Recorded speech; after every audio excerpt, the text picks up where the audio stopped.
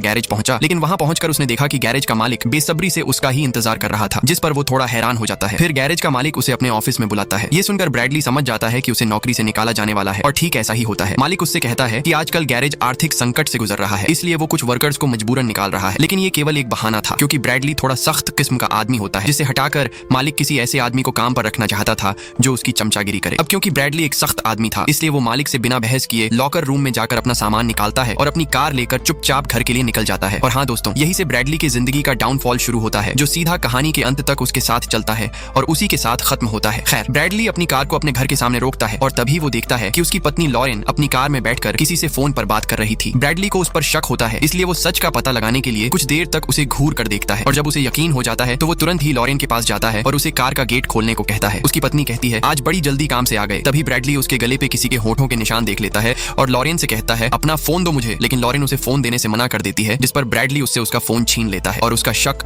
सही निकलता है। वो किसी पराये मर्द के साथ फोन पर बात कर रही थी। ब्रैडली गुस्से में लॉरेन को घर के अंदर जाने के लिए कहता है। लॉरेन कहती है, मेरी बात तो सुन लो, मैंने कहा घर के अंदर जाओ। फिर लॉरेन चुपचाप घर के अंदर चली गई। अब वैसे ही उसे कुछ देर पहले काम से निकाल दिया गया था और अब उसकी पत्नी का चक्कर, जिसे लेकर वो और भी ज्यादा परेशान हो चुका था, इसलिए उसने अपना सारा गुस्सा लॉरेन की कार पे निकालनी शुरू कर दी। कैसे, ये आप खुद ही देख लो।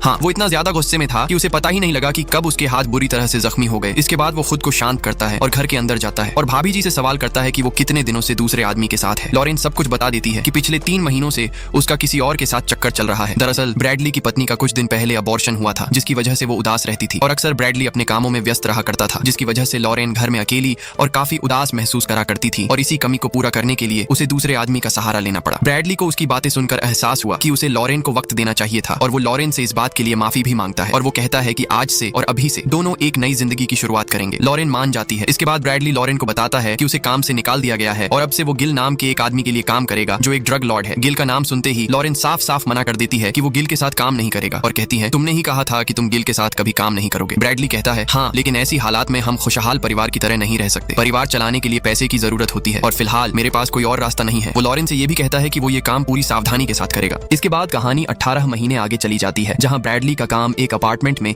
एक ड्रग कुरियर को ढूंढना था, जो सभी ड्रग डीलरों को पैकेट पहुंचाता था। उस डीलर से मिलने के बाद ब्रैडली उसे उसका सामान दे देता है। इसके बाद काम खत्म करके वो अपने घर लौट आता है और अब ब्रैडली की जिंदगी पूरी तरह बदल चुकी थी, क्योंकि वो इस काम से काफी पैसा कमा रहा था। अब वो एक बड़े घर में रहता है और उसके पास 2-3 लग्जरी कारें भी होती हैं और कुछ ही दिनों में लॉरेन एक बच्चे को जन्म देने वाली है, जिससे उनकी खुशियां और बढ़ जाएंगी। लेकिन कहते हैं ना दोस्त, गलत काम का अंजाम हमेशा गलत ही होता है। खैर, ब्रैडली लॉरेन को लेकर बेडरूम में आता है, लेकिन जैसे ही दोनों को आपस में बातें करने का मौका मिलता है, तभी ब्रैडली को गिल का फोन आ जाता है, जो उसे फौरन अपने घर बुलाता है। फिर ब्रैडली तुरंत ही अपनी कार लेकर गिल से मिलने निकल जाता है। लॉरेन के चेहरे से साफ पता चलता है कि वो ब्रैडली के काम से बिल्कुल भी खुश नहीं है। इधर थोड़ी ही देर में ब्रैडली अपनी कार लेकर उस जगह पहुंच जाता है और यहाँ हम मिलते हैं ड्रग माफिया गिल से, जिसके लिए ब्रैडली काम करता है। मिलने के बाद दोनों बिजनेस की बातें करते हैं। गिल बताता है कि उसका एक दोस्त है जिसका नाम एलिएजर है, जिसकी मैक्सिको में बड़ी पहुंच है। उसे उसका एक जरूरी काम करना है। थोड़ी देर बाद एलिएजर भी अपने 2 आदमियों रोमन और पेड्रो के साथ वहां पहुंच जाता है। फिर एलिएजर ब्रैडली को बताता है कि उसे उसका एक जरूरी काम करना है और इस काम में उसके आदमी रोमन और पेड्रो भी उसका साथ देंगे। लेकिन ब्रैडली उसके साथ काम करने से साफ मना कर देता है, क्योंकि उसका एक आदमी रोमन उसे बहुत ज्यादा नशेड़ी किस्म का लग रहा था। उसे डर था कि रोमन बिना सोचे समझे और लापरवाही से काम करेगा, जिसकी वजह से वो पुलिस के हाथ लग सकते हैं। एलिएजर अपने दोनों आदमियों का बचाव करते हुए कहता है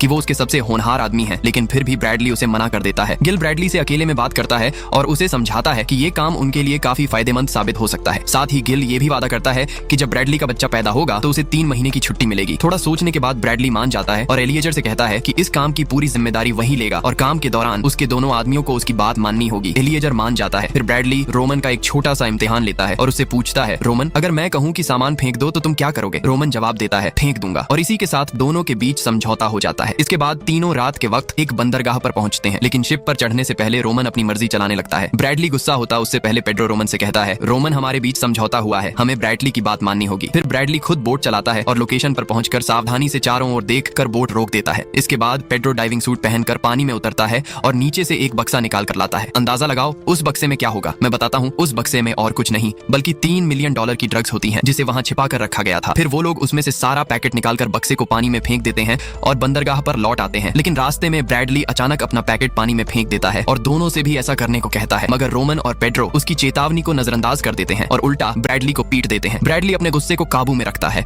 और उन्हें जाने देता है और खुद बोट की तरफ बढ़ने लगता है। और इधर दोनों जैसे ही थोड़ा आगे आते जाते हैं, अचानक पुलिस उन्हें घेर लेती है और दोनों तरफ से धड़ाधड़ गोलियां चलनी शुरू हो जाती हैं। ब्रैडली पकड़ा नहीं जाना चाहता था, इसलिए वो चुपचाप निकलने का सोचता है, लेकिन तभी उसे पुलिस वालों की आवाज सुनाई देती है जो कि मदद मांग रहे होते हैं। ब्रैडली दिमाग लगाता है कि वो आम आदमी बन के पुलिस की मदद करेगा, जिससे पुलिस को उस पर शक नहीं होगा। फिर ब्रैडली पीछे से जाकर पहले पेड्रो को गोली मार देता है और फिर रोमन को भी, लेकिन अफसोस पुलिस वाले उसे गिरफ्तार कर लेते हैं। इसके बाद उसे पूछताछ के लिए लाया जाता है। वहाँ एक डिटेक्टिव वॉटकिंस उससे ड्रग्स के बारे में पूछता है और ये भी पूछता है कि वो वहाँ क्या कर रहा था वगैरह वगैरह। ब्रैडली उसे गुमराह करने की कोशिश करता है, मगर डिटेक्टिव को शक हो जाता है कि ब्रैडली एक चालाक आदमी है और उस डिटेक्टिव को उसके खिलाफ कोई ठोस सबूत नहीं मिलता, लेकिन उसने 2 लोगों की हत्या की थी, जिसकी वजह से वो फंस जाता है। कोर्ट में पेशी से पहले उसे एक आखिरी बार अपनी पत्नी से मिलने दिया जाता है। ब्रैडली लॉरेन से कहता है कि वो अपना और उनके होने वाले बच्चे का ख्याल रखे। ब्रैडली ने अवैध कामों से इतने पैसे कमा लिए थे कि उसकी पत्नी और बच्चा आराम से एक अच्छी जिंदगी जी सकते थे। फिर ब्रैडली को हत्या और अवैध हथियार रखने के जुर्म में 7 साल की सजा सुनाई जाती है और उसे फ्रैंकलिन एयरजेंस नाम की जेल में भेज दिया जाता है। वहां पहुंचकर उसे उसकी सारी कीमती चीजें उतारने को कहा जाता है, यहाँ तक कि उसकी शादी की अंगूठी भी उतार दी जाती है। इसके बाद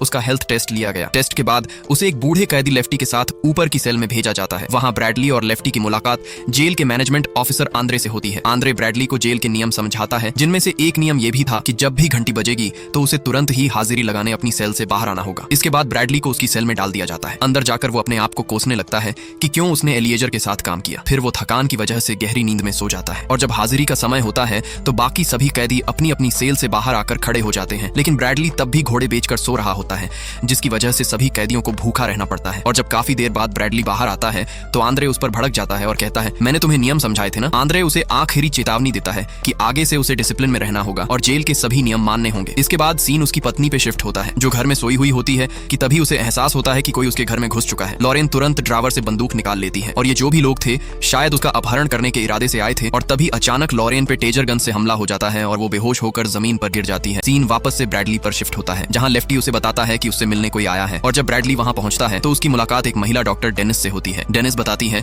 कि उसे डॉक्टर प्लेसेट का फोन आया था, जो कि उसकी पत्नी के डॉक्टर है। डेनिस उसे बताती है कि उसे डॉक्टर प्लेसेट ने बताया है कि लॉरेन की प्रेगनेंसी में बहुत दिक्कतें आ रही हैं और वो कल सुबह 10 बजे उससे मिलना चाहते हैं। ये सुनकर ब्रैडली थोड़ा हैरान हो जाता है, क्योंकि लॉरेन ने उसे प्लेसेट नाम के किसी डॉक्टर के बारे में कभी नहीं बताया था। खैर, अगले दिन उसकी मुलाकात डॉक्टर प्लेसेट से होती है, लेकिन ब्रैडली उसे बिल्कुल भी नहीं जानता था, क्योंकि असल में वो लॉरेन का डॉक्टर है ही नहीं, बल्कि वो एलियाजर का आदमी था, जो डॉक्टर होने का नाटक कर रहा होता है। फिर वो बताता है कि पिछले लेन देन की नाकामी की वजह से उसके मालिक एलियाजर को $3 मिलियन, जो INR में लगभग 27 करोड़ होते हैं, इतना पैसा एलियाजर का नुकसान हुआ है। इसके बाद डॉक्टर प्लेसेट उसे लॉरेन की एक तस्वीर दिखाता है, जिसे उन्होंने अगवा कर लिया होता है। डॉक्टर प्लेसेट आगे कहता है, एलियाजर तुम पे बहुत गुस्सा है और वो तुम्हारी पत्नी और होने वाले बच्चे दोनों को मार देगा, लेकिन एक शर्त पर वो ऐसा नहीं करेगा। फिर दोनों के बीच एक सौदा होता है। ब्रैडली से कहा जाता है कि उसे एक ऐसे आदमी को मारना होगा जिसे उम्र कैद की सजा हुई है, और वो आदमी रेडक्लिफ जेल के ब्लॉक 99 में बंद है, जिसका नाम क्रिस्टोफर है। डॉक्टर प्लेसेट ब्रैडली से कहता है कि अगर उसने रेडक्लिफ के जेल ब्लॉक 99 में जाकर क्रिस्टोफर नाम के आदमी को मार देता है तो एलियाजर उसे माफ कर देगा और उसकी पत्नी और बच्चे दोनों को भी छोड़ दिया जाएगा। ये सुनकर ब्रैडली पूरी तरह हताश हो जाता है, उसे समझ नहीं आता कि उसे ये करना चाहिए या नहीं। इसके बाद आंद्रे उसे उसकी सेल में वापस ले ही जा रहा होता है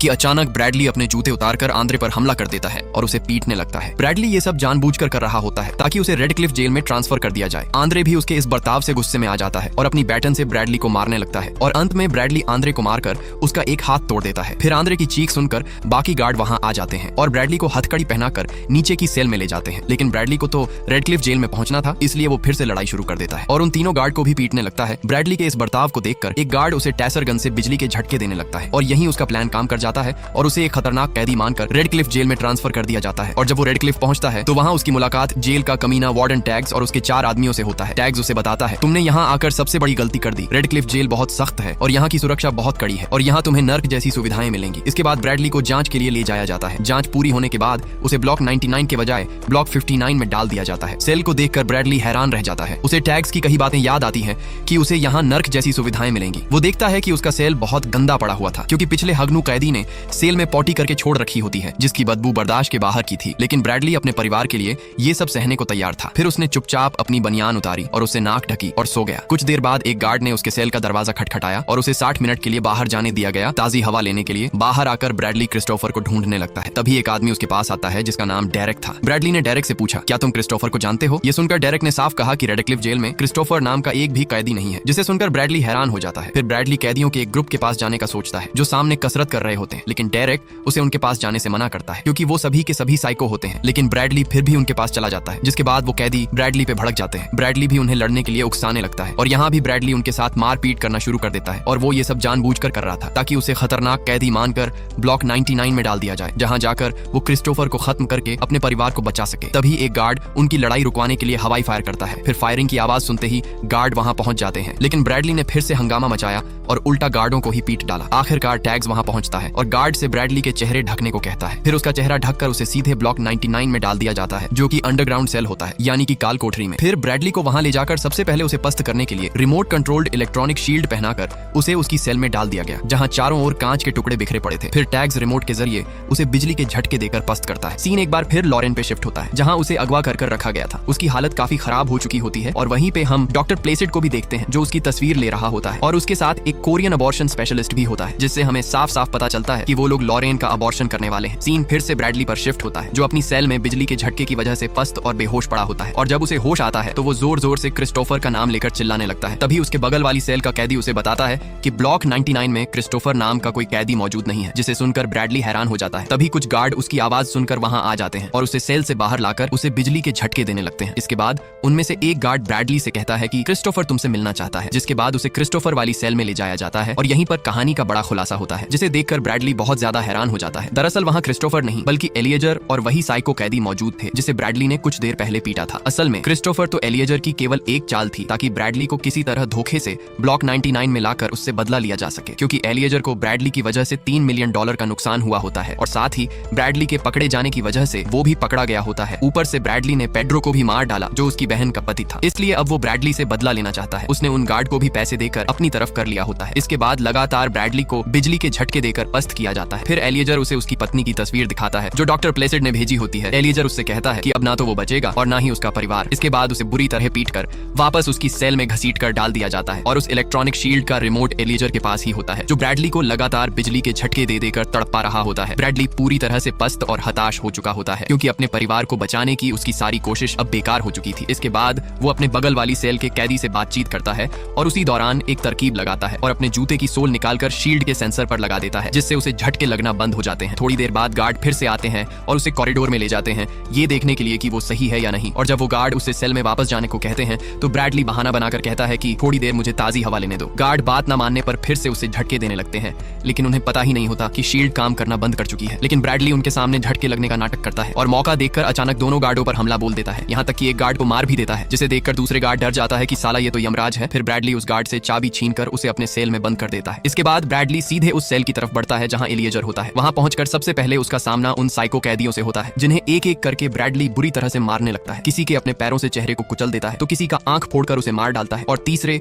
और आखिरी कैदी को तो वो कुत्तों की तरह पीट पीट कर अधमरा कर देता है और अंत में उसके चेहरे पर इतना जोरदार लात मारता है कि उसकी चेहरे की हड्डी टूट जाती है। अब जरा सोचो, एलिएजर जिसकी वजह से वो अपनी पत्नी और होने वाले बच्चे से हमेशा के लिए दूर हो गया, वो उसके साथ क्या करने वाला है। सबसे पहले तो वो उसे एक जोरदार मुक्का मारकर जमीन पर गिराता है, फिर उसका फोन छीन लेता है और उसे धमकाते हुए कहता है कि वो अपने आदमियों को फोन करे और लॉरेन का अबॉर्शन रुकवाए। लेकिन एलिएजर जिद्दी होता है और ब्रैडली की बात मानने से इनकार कर देता है। फिर ब्रैडली उसकी दाहिनी टांग तोड़ देता है और आखिरकार एलिएजर मान जाता है और लॉरेन का अबॉर्शन रुकवा देता है। साथ ही ब्रैडली लॉरेन को सही सलामत गिल के पास ले जाने को कहता है। इसके बाद ब्रैडली एलिएजर को घसीटकर अपनी सेल में लाता है और गार्डों के साथ सेल में डाल देता है। लेकिन जैसे ही वो सेल का दरवाजा बंद करने वाला होता है कि तभी टैग्स और उसके आदमी वहां पहुंच जाते हैं। टैग्स अपने दोनों आदमियों के बारे में पूछता है। ब्रैडली जवाब देता है कि उसका एक आदमी मर चुका है, लेकिन एक अब भी जिंदा है और अगर उसने दरवाजा खोला तो वो उसे भी मार देगा। दरअसल ब्रैडली गिल के फोन का इंतजार कर रहा होता है ताकि उसे ये पता चल सके कि उसकी पत्नी अब सुरक्षित है। दूसरी तरफ एलिएजर के कहने पर डॉक्टर प्लेसिड और वही कोरियन डॉक्टर ब्रैडली की पत्नी को गिल के पास ले जाते हैं और उसे सही सलामत गिल के पास छोड़ देते हैं। डॉक्टर प्लेसिड ने गिल पर बंदूक भी तान रखी होती है ताकि वो कोई चालाकी न करे, लेकिन जैसे ही दोनों थोड़ी दूर जाते हैं गिल अचानक स्नाइपर निकालता है और डॉक्टर प्लेसिड के सिर में गोली मारकर उसे मार देता है। फिर लॉरेन उसे स्नाइपर लेकर उस कोरियन डॉक्टर को मार देती है जो उसका अबॉर्शन करने आया था। इधर ब्रैडली को गिल का फोन आता है जो उसे बताता है कि लॉरेन अब सुरक्षित है और अब से वो उसकी देखभाल करेगा। फिर गिल लॉरेन को फोन देता है, जिसके बाद ब्रैडली अपने होने वाले बच्चे के लिए आखिरी शब्द कहता है कि बड़े होकर एक अच्छा इंसान बनना, स्वस्थ रहना, समझदार रहना और एक अच्छी जिंदगी जीना। ब्रैडली बहुत उदास होता है क्योंकि वो जानता है कि अब वो अपने बच्चे को कभी नहीं देख पाएगा। बाहर गुस्से में खड़ा टैग्स उसे पूछता है कि अब खत्म हुआ तुम्हारा रोना धोना, जिस पर ब्रैडली कहता है कि बस मुझे 1 मिनट और दो। फिर वो वापस अपनी सेल में जाता है और एलिएजर को बेरहमी से मारना शुरू कर देता है। वो उसे तब तक मारता है जब तक उसका सिर धड़ से अलग नहीं हो जाता। आखिरकार टैग्स का सब्र टूट जाता है और वो अंदर आकर ब्रैडली के सिर में गोली मार देता है और वहीं ब्रैडली की मौत हो जाती है। और इसी के साथ आज की हमारी कहानी यही खत्म होती